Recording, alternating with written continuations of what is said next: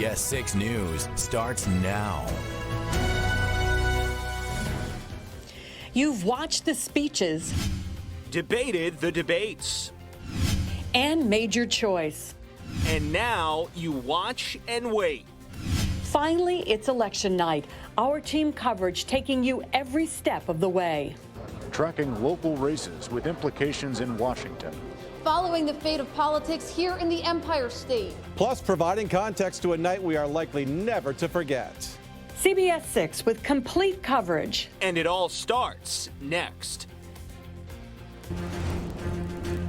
It's a presidential election unlike any other in the midst of a devastating pandemic. Will we know who will win the White House tonight, or how the Senate or the House of Representatives will look for the next few years? Well, whatever answers we get, CBS 6 will be with you every step of the way. Take a look at our wall of reporters tonight. CBS 6 has complete coverage of every major race. Our team out in the field and here in our studio, breaking news and providing valuable insight. First, though, let's look at the race for the presidency, and we'll start with the Electoral College counter. President Trump, of course, trying to win a second term in office, and former Vice President Joe Biden trying to prevent that from happening. And right now, Joe Biden has the lead in electoral votes with 135 to President Trump's 110. And again, it takes 270. That's the magic number we'll be watching for tonight to clinch a win for one of these candidates. And now, if we can, we'll take a look at the popular vote for president. And these numbers really haven't varied all that much in terms of percentages. With better than half the vote in now, President Trump still maintains that 2 percentage point lead over Joe Biden in the popular vote.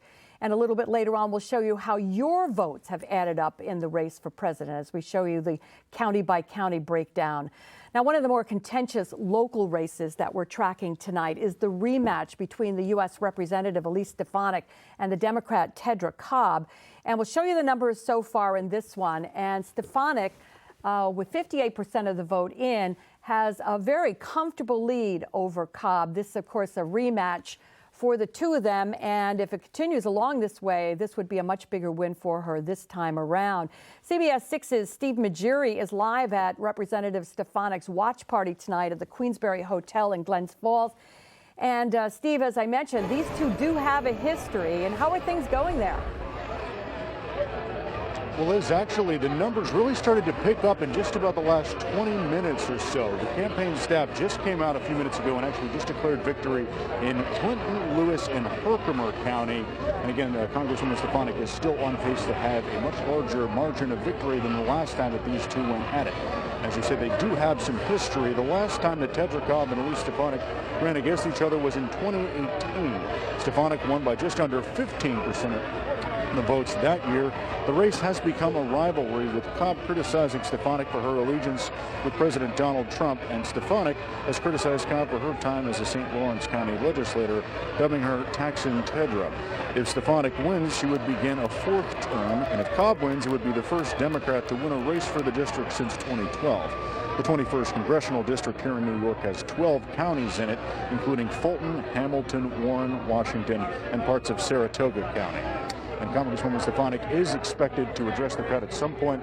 We're expecting to have her speak once we start to get more of these numbers coming in. But as we did just a few minutes ago, they are starting to really pick up. So we will certainly keep you updated. Live in Glens Falls, Steve Majiri, CBS 6 News. Steve, thank you. Representative Paul Tonko has been representing New York State now for more than a decade. He faces his latest challenger tonight. That is Republican Liz Joy, an author and real estate agent, and she's trying to prevent Tonko from winning a seventh term right now with nearly 3/4 of the vote in. Tonko is ahead 59%. Joy has 41%. The district itself covers Albany, Schenectady, Troy, and Saratoga Springs. Our Gardner Royce is live from the Joy Watch Party. That is at the Riverstone Manor in Scotia. Gardner, good evening to you. Good evening, JT. Like you mentioned, I'm here at the Liz Joy Watch Party. It's been going strong for about 3 hours now, but slowly, as you can see behind me, people are starting to head home. It's been packed all night, and as you mentioned, it appears Tonko is pulling ahead. Based on those most current numbers, more than 70% of the 637 precincts have reported, so we're getting close to calling the race. Again, the 20th congressional race is between Democratic incumbent Paul Tonko and newcomer Republican Liz Joy. Tonko's heavily favored and is seeking his 7th term. Joy, on the other hand, is seeking her first elected office. The two candidates are split on many issues, including COVID-19. Tonko's been heavily critical of the federal response and is a supporter of the $3 trillion Heroes Relief Package. Joy has said the HEROES Act is too expensive and includes national bail reform policies she does not support. We will have continued coverage of this race coming up later, but for now, in Scotia, Gardner Royce, CBS 6 News. All right, Gardner, thank you very much. Also from the House of Representatives, the Democrat Antonio Delgado looking for a second term as the representative from the 19th district. And as you look at that race, I'll tell you, this one has been a seesaw all night long. Right now, Delgado has a 53-45% lead over Kyle Vandewater, with 59% of the precincts reporting at this point. So we'll be keeping an eye on that one. But at this point, Delgado does seem to be doing much better than he was in the very early going, and may very well be on his way back to Washington. Moving on now to politics right here in the New York State Legislature. We start by tracking some key races in the state Senate. And we'll start things off with the 46th district, a tight race for those voting in Amsterdam, Guilderland, and Rotterdam. And we're talking about the race for the 46th New York State Senate district, featuring Michelle Hinchey and Republican Rich Amador. The two of them competing for a seat that's being left vacant by George Amador, who had served since 2014, said that was it for him. So as we see here, all the vote is in now, and Amador really making a surprising last-minute showing here. It seems as if Amador is the winner in this race. The last time we checked in with this, the results were Hinchey was in the lead. So Amador with 100% of the vote in, with a 6 percentage point, what looks to be a victory. We'll keep an eye on that one as well. Emily Fisciani is live at Hinchey's watch party in Saugerties. And Emily, has there been any sense of a, acceptance or anything like that? Or concession there?